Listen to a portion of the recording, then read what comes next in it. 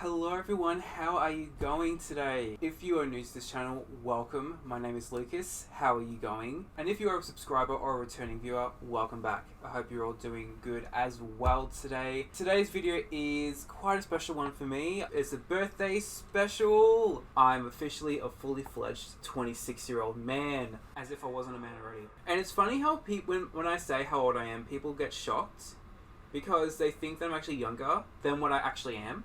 I don't know, maybe it's just because I got good genes. So, you know, guess I have to thank my mum and dad for that. I'll turn myself on, get into it. And I want to have this video uploaded on the 22nd of October, but as I'm currently standing now on the 3rd of November, that hasn't happened. Because, you know, life gets in the way. I was very busy throughout October. It just drained me in all aspects, so I didn't get a chance to really give it my all to film, but I'm here now and I'm really excited because today I've got a very special video to celebrate my birthday. I thought it would be great to react to an album that has been a very big part of my life, a very big part of my childhood growing up, an album that I hold very close to my heart, so sentimental to me. Today I'm going to be reacting to Slicker Than Your Average by Craig David, which was released in November 2002. So for me, Craig David was one of those artists who I really loved growing up. Before this album came out, he had his debut album Born to Do It, which spawned the hits Fill Me In, 7 Days and Walking Away, which will all be here in Australia between 2000 and 2001. I specifically remember 7 Days and Walking Away the most because they were the bigger hits to me of the three, or the ones that I somehow remembered the most. And this is when I was like 4. Fast forward to November 2002, all of a sudden he comes back with the single What's Your Flava, and that's where everything shifted for me, because that song is one of those songs where it's a turning point in my life, and it's one of those songs I think that helped to shape me into the man that I am today. And it was through this song that I somehow got my hands on the album. And I do not remember how I did. I don't remember how. I knew that it was gifted to me, but I don't know by who. I wouldn't be surprised if it was my auntie and uncle, because I knew they were big into Craig David as well, when I was younger. So through getting the album, I also listened to the other songs in the album. And each and every song on the album, well, for the most part, have varying degrees of love. Except for 3. There are 3 songs on the album that I don't really like that much. 3 out of 13, that's pretty good in terms of the dislike ratio. And it was the very first CD that I owned. That holds even more sentimental value to me because, you know, I still have that CD stashed away somewhere. Having that album and listening to those songs and just exploring Craig David's music at that young age and just being able to have that, you know, on repeat, especially certain songs growing up, had such a big attachment to. I think reacting to it for my birthday is the perfect choice, honestly. So Slicker Than Your Average was Craig David's second album, coming off from obviously Born to Do It, which was a critical success. The second album itself, I don't know how much better it did. I'm not sure if it did as well. This is 100% biased, but I like this album better than Born to Do It. But I do think that this album is underrated in terms of not only the singles that were released from the album, but also the album tracks as well. I think some of them, not all of them, deserve more attention. This whole album needs more attention. And also, Craig David is such an underrated artist too. For me, I mean, he shouldn't be, and I know that he isn't because he's quite popular around the world. It's just, the problem is that because he only had 1 or 2 successful songs in America, that just concludes to he's not that well known in general. Because for some reason in the music industry, we sort of focus on what is successful in America. That's another story for another day. Obviously, he's big in the UK, because that's where he's from. He had a few top 20 hits here in Australia, and I think also in New Zealand. And I don't know if he was actually big in Europe as well. I mean, I wouldn't be surprised if he was, but if he wasn't, you know, either or. That's why I want to bring the attention to this album, because of A, how much I love it, B, how much it has been a big influence in my life, and 3, just because, just for the hell of it. And in comparison with Born to Do It, to my knowledge, I have listened to all the songs on Born to Do It. The R&B sound on that album is really different to the R&B sounds that are in Slicker Than Your Average. And I don't know how to describe how different it is. I don't know if it's because Craig brought in new producers into this album, but some of the songs, especially the more upbeat songs, are more hard-hitting than Born to Do It. When I think of hard-hitting songs from Born to Do It, the only one that I can think of that is the most hard-hitting is probably like Fill Me In. And that's not even that hard-hitting. I can talk more about that when I get into it. And with that, I think we should get started on the reaction. Oh, I'm so excited. First up, we've got track number 1, Slicker Than Your Average.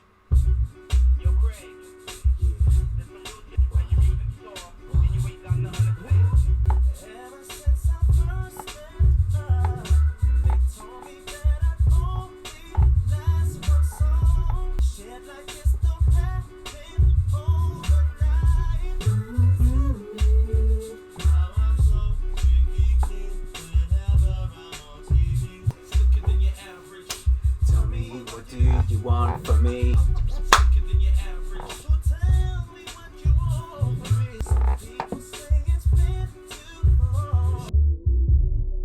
I find it interesting how he said that and saying that it took too long for the second album when literally it was like 2 years. This coming off from when I reacted to Renaissance, Beyonce had a 6-year gap between, although at that point she was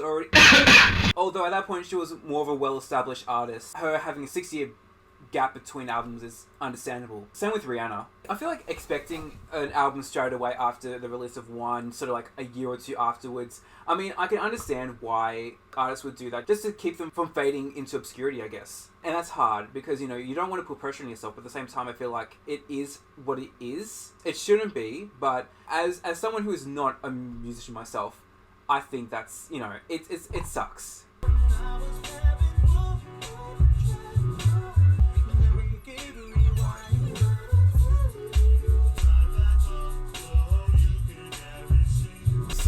Average. Tell me, what do you want from me?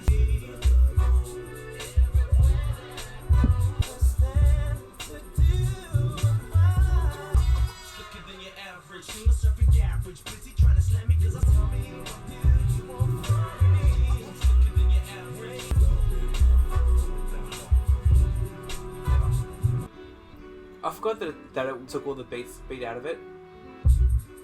And then brings it back, yeah. Having Slicker Than Your Average being the title track of the same album, and just the whole meaning behind the song, is a really good indicator of what's to come for the rest of the album, because, again, from what I've gathered from all these years, yeah, this song is about proving everyone wrong in terms of Craig being a one-album wonder. Fill Me In, 7 Days, Walking Away Will All Be Kids, and even Rendezvous.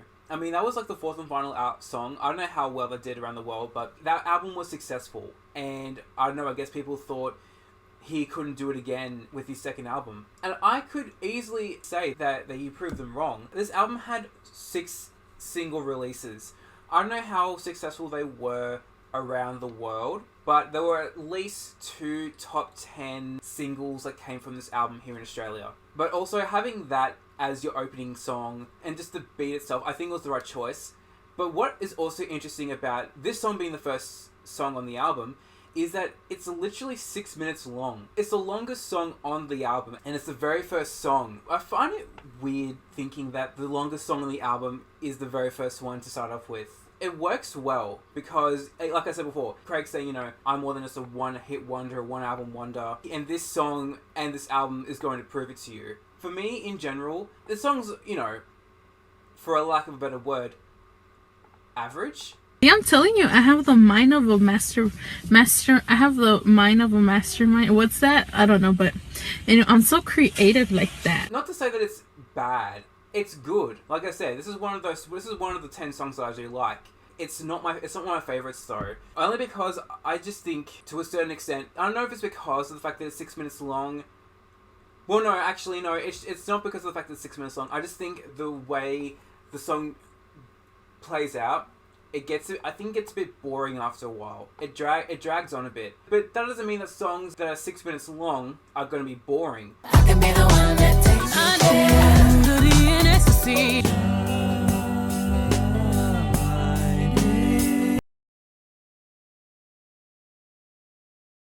Slickening Average keeps me invested to a certain degree. That's just it.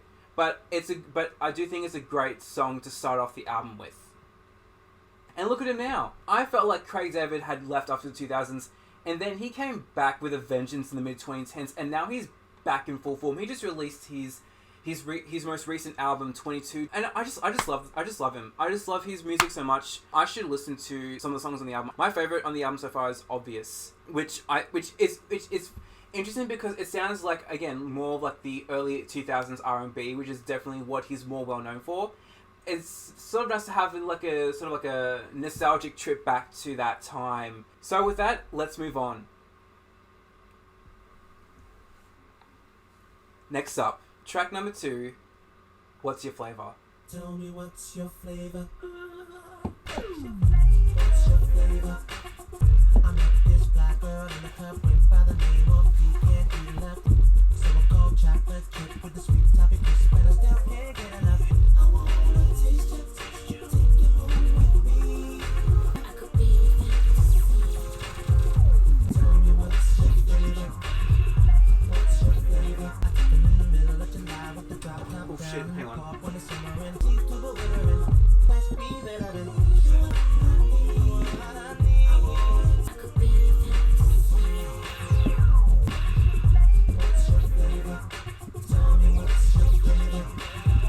Just the production on the song. I can't at the moment. Hang on. I think I'm actually gonna faint.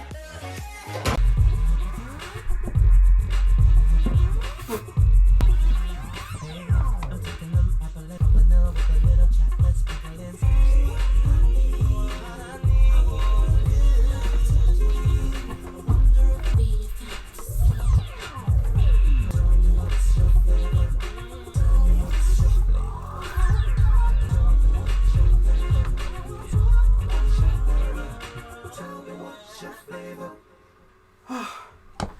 Look, I think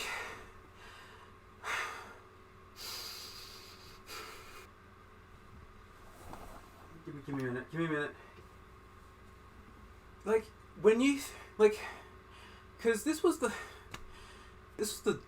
lead single for the album, and if you know Craig David's work from the first album, and you compare it to What's Your Flavor alone, you know that the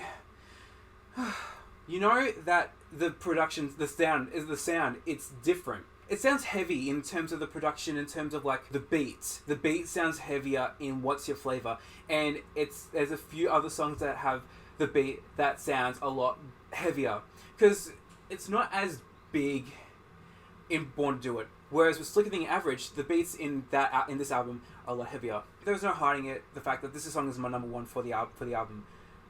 It has been for 20 years. It has been for 20 years, and it will always be that way because this song is amazing. And if you haven't listened to the song, you should understand from listening to it why I loved the song back when I was younger. I can't explain. I mean, I'm trying to explain it, but like I can't.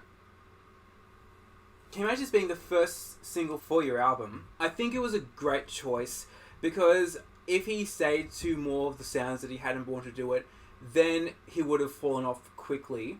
The sounds that he played with in production with this type of R&B that he's done for the album is, I think, personally kept him from fading into obscurity. I don't know what it is. I mean, obviously it's a production. My ears are always paying attention to the production and the vocality of the song.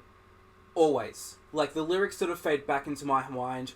They come after several plays. But even so, though, the song, it's... I can't. I actually can't. I can't get out. And of course, I need to talk quickly about the music video as well, because that music video, I remember watching it growing up, but I haven't watched it since 2002, I'm pretty sure. But I watched it recently, I think in the last year or so, I had to be during the pandemic. I watched the music video again because I thought I want to see it because I haven't watched it in ages.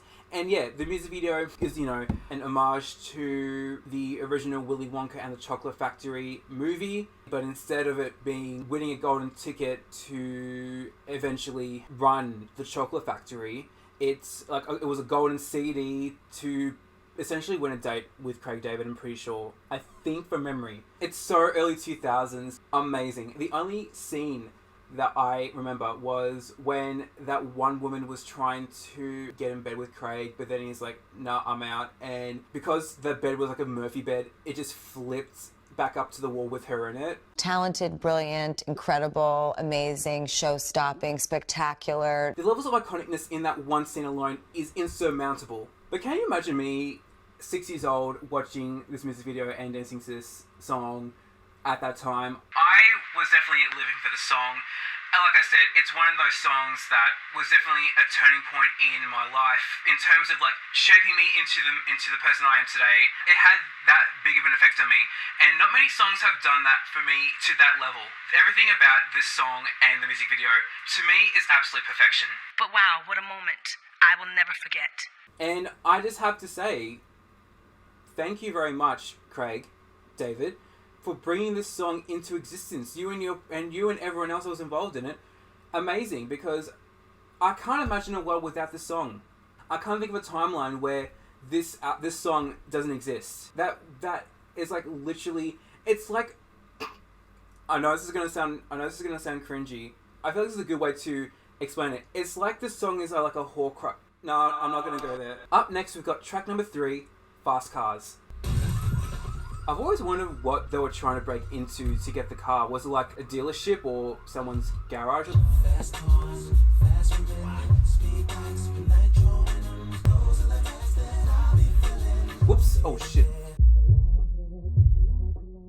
You're the one that I want. Do anything to turn you on, so you can take a ride with me. I'm on a mission. From the flash of fast cars, fast women. Feel the ride, feel the rush. The moment I tease your clutch, spin you around just to let you know I'm on a mission.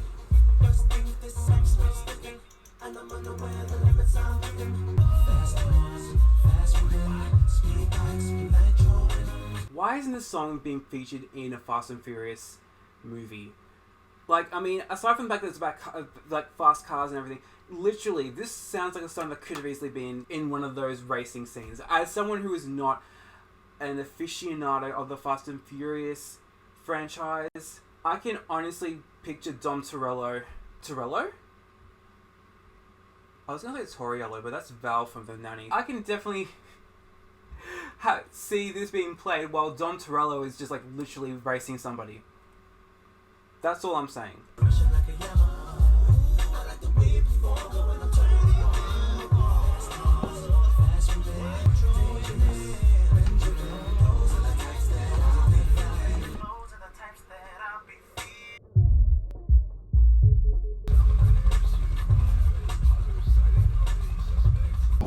What's going on?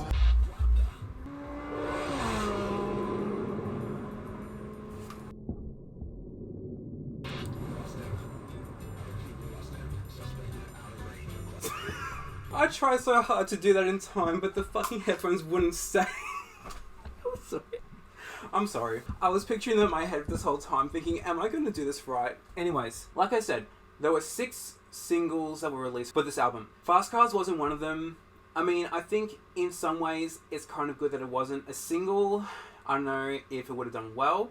But at the same time, I kind of wish it was a single purely on the fact that I wish there was a music video for this. Because I reckon the music video for this would have gone so fucking hard. You know, just imagine, just like, the aesthetic is like race car, like a neo-future Y2K aesthetic. But it's more so like the black and green aesthetic with some blue tinges to it. I would like to see it. That would have gone off so fucking hard. This is one of my more favourite songs on the album because just of how hard it fucking goes. This is like the 3rd track on the album, and this coming off from What's Your Flavor, it's like non-stop, but we're sort of slowing it down a bit now into the next song. One of those songs that I had more on repeat than others because I just loved everything about it, the beat, There's different sound effects that came into it, and I guess also it did have a bit of drama to it. The chorus was like wah wah wah, you know how it just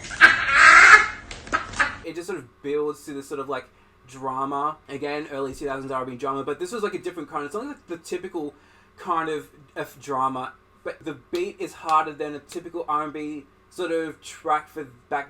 I don't know how to explain it, but if you know what I'm trying to say, then thank God that you understand. And if you don't, I'm so sorry that I can't explain it to you the way I'm picturing it in my head. It's just got over a million streams on Spotify. I think this song is definitely worth more. And honestly, same with What's Your Flavor. I mean, What's Your Flavor only has like over 10 million streams. I mean, it's still great, but like, it needs more. It needs more. Like I said, this album needs more love. So I leave that to you to decide. Thank God the next song is a little bit more relaxed, so I can just cool off a bit before the eventual rise up again. What's Your Flavor and Fast Cars both together at the same time for like a good 7 minutes. Absolute hype fuel right there. Next up, we got track number 4, Hidden Agenda.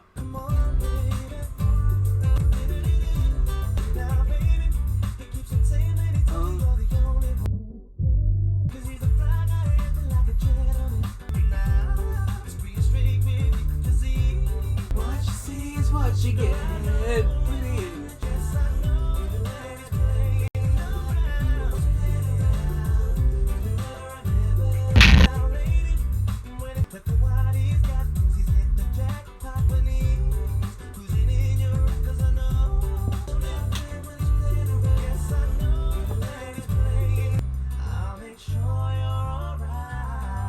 I just love his voice so much. Don't even get me started.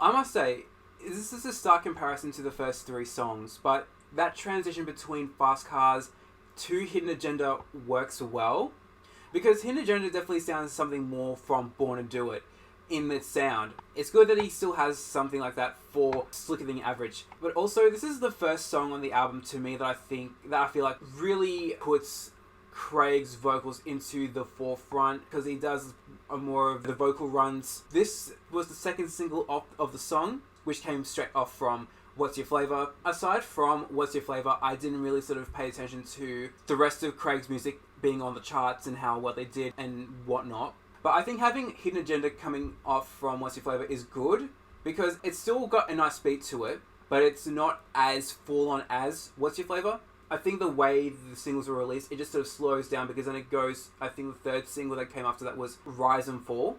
And again, because I didn't pay attention to the rest of the singles that were released, I don't know much about the music videos, so I can't say much about them. I can imagine they were quite good. That's all I can say. And of course, the harp. I feel like it's a step with Craig's music, because it was also on like Rendezvous. Another song on Born to Do It was Last Night, which is also a great song. I'm not sure if it's more so with R&B at the time, or if it was specifically with Craig's music, but a harp being in his music is nothing that is new to him. We've gone into the album now. We know what we're getting ourselves into, so now we're just here to enjoy the rest of the ride. Next up, track number 5, Eenie Meenie.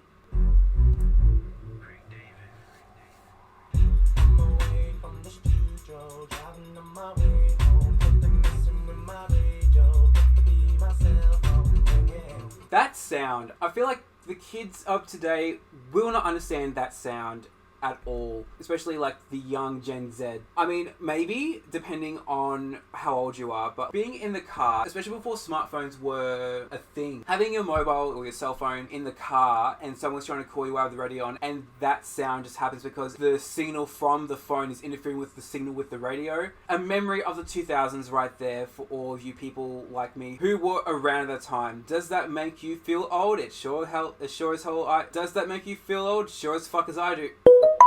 To me, no. Wait, change my name. Say it again. Eenie Meenie, got a mission that I know. Don't wanna hurt you, though, but I gotta let it go. Access to the keys and the keys to the black box, TV, DVDs and that. Talking all about it, I'll be doing you wrong. You crazy?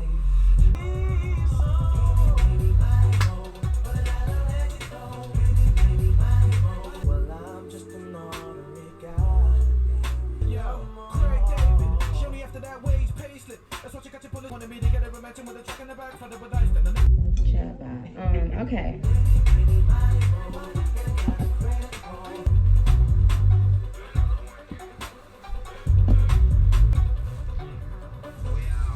Oh Lord.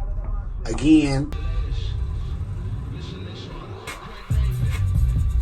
To say it, I hope I don't sound ridiculous. I don't know who this man is.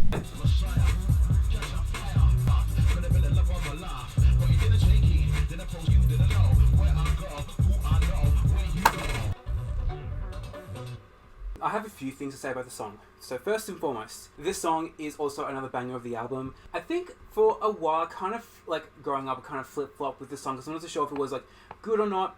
But really, now that I'm older, I think the song's great. The production on the song is really great. I don't know what kind of sound that would technically be with that. I'm not sure because it's not UK garage, but it's not like drill. Is it drill? Like drill rap or something? No, it's not drill rap. I don't know. I feel like it's kind of like a halfway point between UK garage and drill rap, to me. I mean, especially like that last minute where it just kind of goes harder than it already does. Like, come on. One thing though that I do think is a bit of a letdown for the song is the rap in the third verse.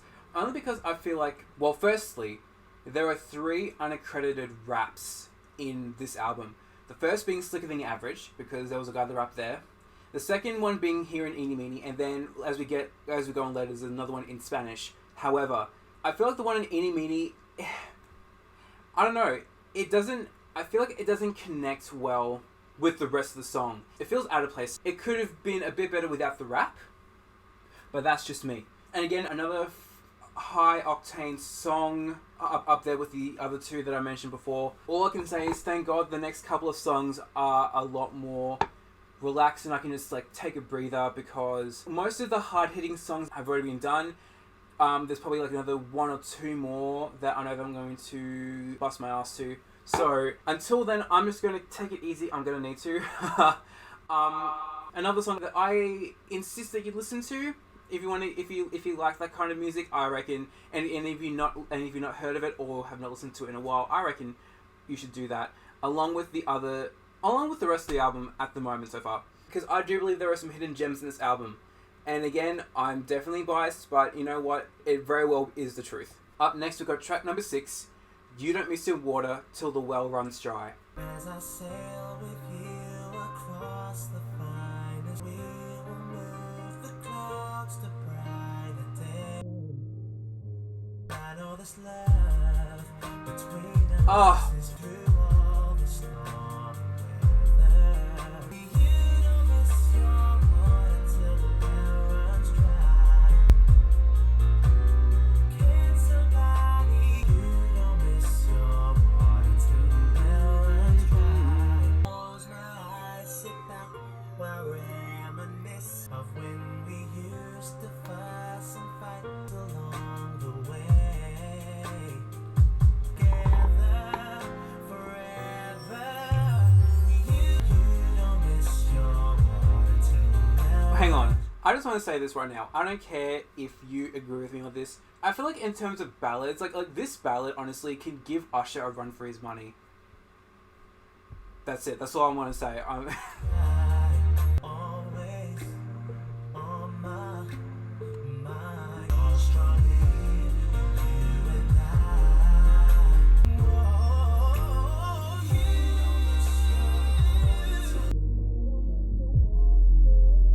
if you ever get the feeling, Come on. dry. And I'll live by that. No, but all jokes aside though, there's a few slow songs on this album. Not so many of them are ballads. I think this one, out of all the songs in the album, is the most ballad-esque one. So everything up from here is gonna be a little bit more up. And it's interesting because we're kind of almost in the middle of the album already, but there's still gonna be heaps of slower songs coming up now. And look, I'm going to say it now. I know, look, I already said that What's Your Flows is going to be at the top of my ranking. No doubt about it. The rest of the ranking is going to be interesting because 10 of these songs out of the 13 I love. So just because some of these songs are going to be a little bit lower down doesn't mean that I don't like them any less. It's just that it's going to be really hard to rank some of these songs in comparison with some of the others. I was thinking, because I haven't listened to this song in full for a while, and I feel like this is a very Usher kind of ballad. So I reckon, you know, who knows what could have been of Craig David more internationally if there was more promotion in America. But all I can say is thank goodness that this album was still really good, and a lot of the songs on this album got a lot of recognition and airtime, airplay. You know, the music videos were probably you know, circulating the TV. This is a beautiful ballad. It's got tension and drama to it as well, with the strings and tying in with Craig's voice. The tension in the ballad is there. It's tight. Another song that really centers on Craig's vocals. It just so goes to show that Craig does have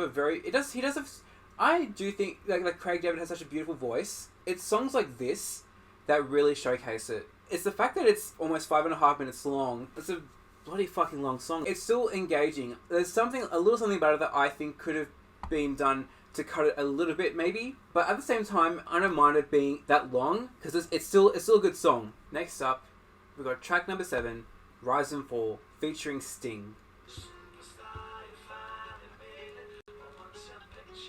Sometimes in life you feel the fight is over. It's what they call the rise and fall. I always said that I was gonna make it, and I was playing because with the money came a different status. That's when things change. You lose my integrity.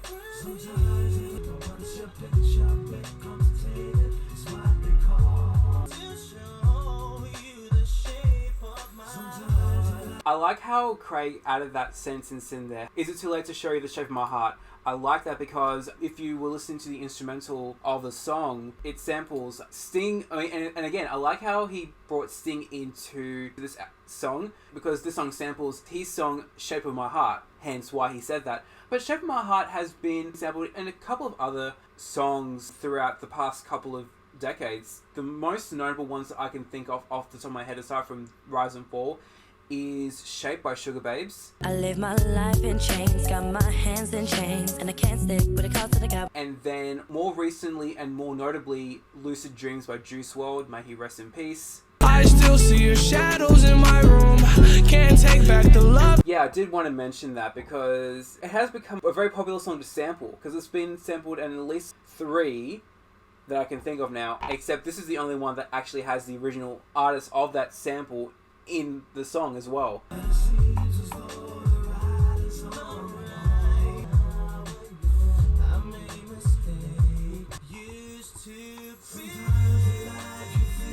Bring the key change in.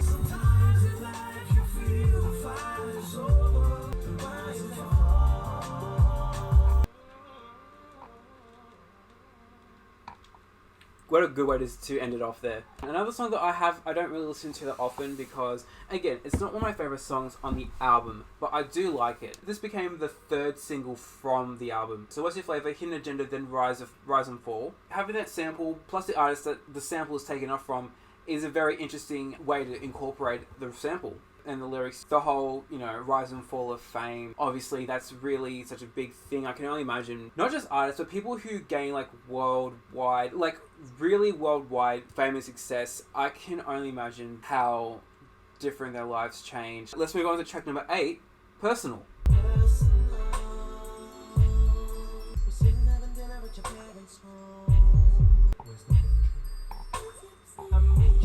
Jeez, that was...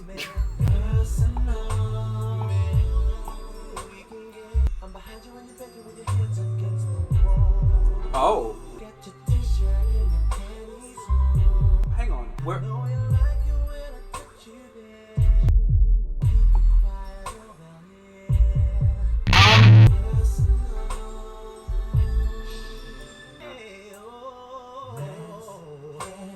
The Run.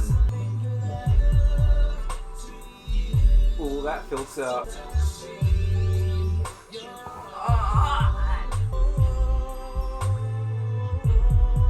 I might have to rethink my thoughts in this song, because this is one of the songs where I've flip-flopped with this song more often than some of the other songs on this album. And recently I haven't really been a big fan of it, but after listening to it again for the first time in a while, in full, I might have to rethink it, because this is one of the songs that I personally didn't like at the moment, but I might have to make it 11 out of 13 that I like. It is a nice, you know, sexy song. Another one of those songs to make love to, definitely.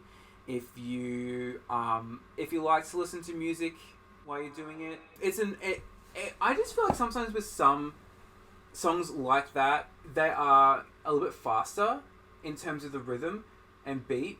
This one's a lot slower, but it works so well because it just feels like they're not rushing into it so quickly, which, you know, I can only say it's a good thing. The vocal filter in the third verse, I do love it. With a little bit of auto-tune, I assume, sprinkled in there. I mean, I can understand why I was thinking I didn't like it, but now I'm thinking I'm gonna really switch it up again and just say, hey, I've changed my mind. Next up, we've got track number 9, Hands Up in the Air.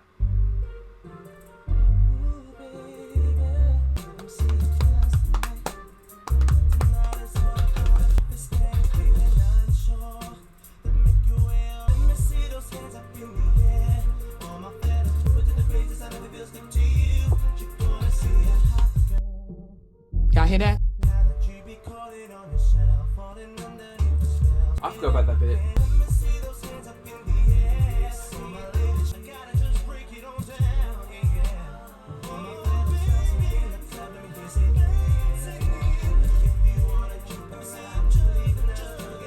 I think I liked the song when I was younger. I know that.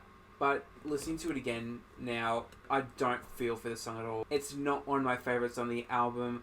I'm glad though that it's after the middle of the album and it's not like in the beginning or the end of the album. Nothing about this song stands out to me at all. But you know what? I don't care, because it's one of the 2 songs that I don't like out of 13 from this album. There's always going to be some duds. Even the most perfect album out there has always got a flaw. The verses, like, nothing. The chorus, the production behind it, not a fan. I'm not a fan of it. Next up, track number 10, 2 Steps Back.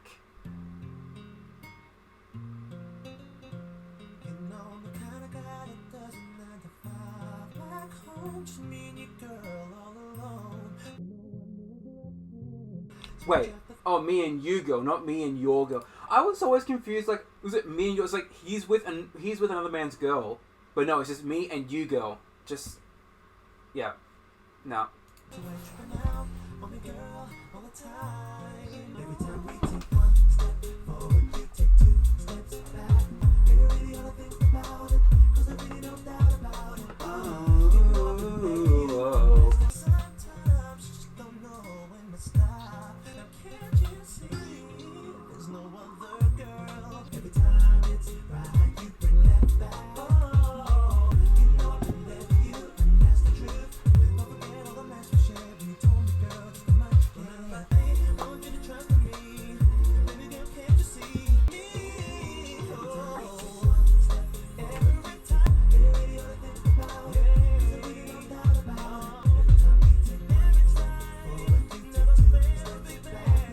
It's funny because this was one of those songs where I was in the middle of growing up, but this has become my favourite album track on this album. Before it would have been like Fast Cars, and it has been for a while, but I think, no, especially during the pandemic, I've really gotten into the song even more. Honestly, it came as a bit of a surprise, but now it's not, because it is such a great song. Picking up the beat, I mean, obviously Hands Up in the Air was kind of more upbeat, but it picks up even more with 2 Steps Back, because Hands Up in the Air is not the best song. Then you go from there to 2 Steps Back. The difference is interesting. Obviously 2 Steps Back isn't like the biggest song. It's just something about it that just gets me moving. It just hooks me in.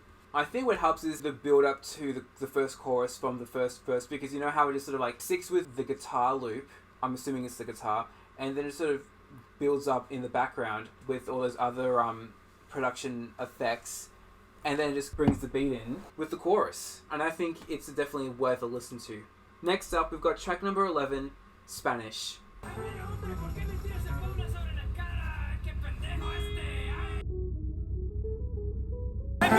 ¿Por qué me tiras el Pablo sobre la cara? ¡Qué pendejo este! Imagine how tired we are of it.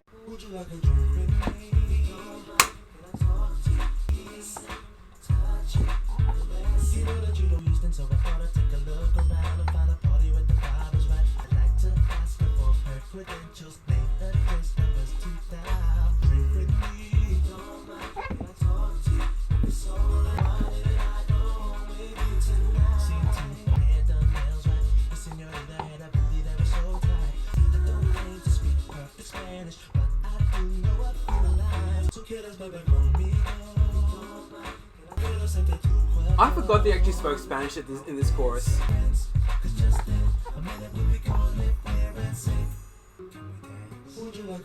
some loving, but leave your husband to expect your ex to exit the area. Exterior vexed, perplexed by the sex.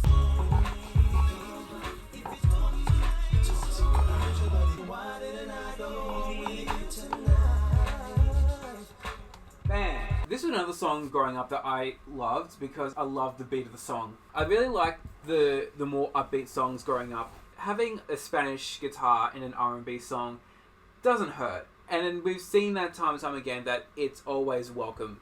This has been another one of those songs I haven't listened to that much in the last couple of years, like in full. But listening to it again, the song is enjoyable. And again, another song with rap. But this one, I thought it was going to be worse, especially because the rap in Eenie Meenie isn't the best. Like, if I had to rank the raps in the three songs, I think Spanish is the best one, then it's Slicker Than Your Average, and then it's Eenie Meenie. So, points to Spanish for that. It's amazing how the majority of the songs on this album are more than 4 minutes long. What's even crazier is that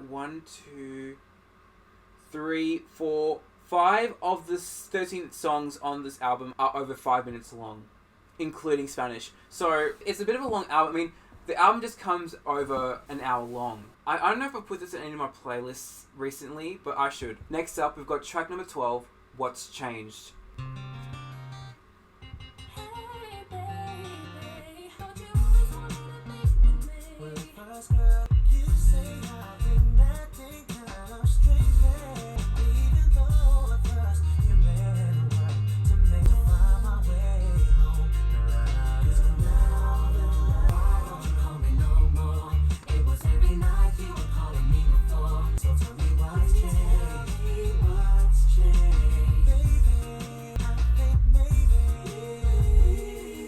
Ooh, I like that bit. The harmonizing there.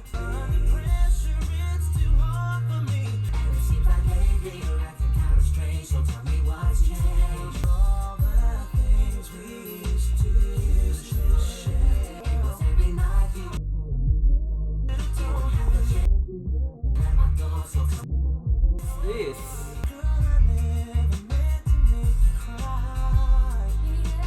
Yeah, I don't have. She didn't see them hiding there. What are you on about Snapchat?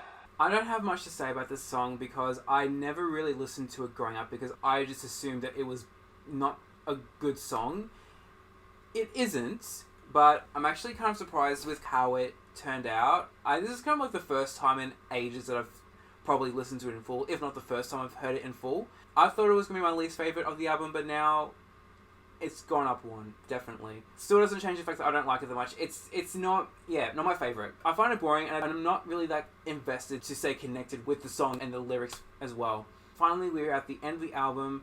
Now we've moved on to track number 13, World Filled with Love.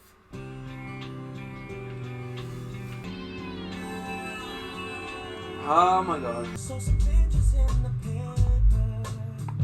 I have reporters knocking at my door. Not afraid of leaving or letting go of what I had. I'm living in a world filled with love. I could rush my troubles away. I've got sunshine in my life, but those kind of feelings never last that long. Oh, the song.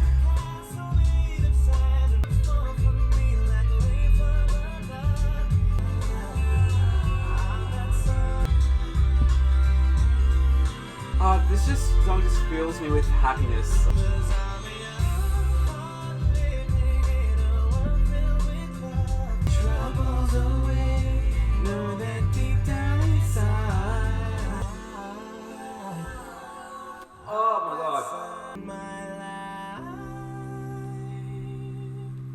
When I say that this is the perfect way to end this album, I'm saying this is the perfect way to end this album. I can't think of any of the other songs being the perfect way to end it.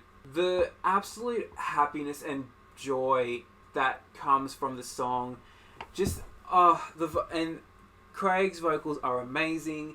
The little with the vocal effects added to it gets me every time, and just the way he just ends it on that note. Amazing. And I'm also happy that this ended up being a single release as well. I think it was the 5th. 6 singles from the album in order of release. There were What's Your Flavor, Hidden Agenda, Rise and Fall, Spanish, World Filled with Love, and then You Don't Miss Your Water. I think those are all good choices for a single release. If I had to choose one to replace it with, honestly, I think it would be Rise and Fall. Even though that song is the most streamed song on the album at the moment and probably one of the most successful, I don't like it as much, and I would have easily replaced it with Fast Cars for the music video alone. What a way to end it. It's another one of the songs that I'm listening to. I'm listening to more so in recent years than I did when I was younger. I don't know why. I really did like more of the upbeat songs and the ballad kind of songs. It's become one of my favourite songs in the album because of just how beautiful the song is. Just another one of those songs that really helps to focus on Craig's vocals. And the production, the production stands there, but it's not standing in the way of Craig's vocals, which I think is a really big part of what makes this song the way it is. Having the first song and the final song being what they are, this is another good example of an album where the way it flows, in terms of how the track list is positioned, is good, because you've got a good amount of the upbeat songs mixing with the ballad songs in between. It's not like all one thing and then the other. It's sort of like gradually sort of flowing between the two almost. But wow, it does give you a lot of hope and brightness. This is one of those songs that you can definitely help to bring that happiness into your life, but also even release emotions, because I even feel like the song can be quite emotional as well. So I think it's the perfect balance of bringing in the happiness while also releasing out the sadness almost. It just kind of gives that sort of like emotional feeling of hope. I don't know if that makes sense, but you know, to me it does. In my head, I'm just thinking, yep, that makes complete sense, and I'm sticking with it.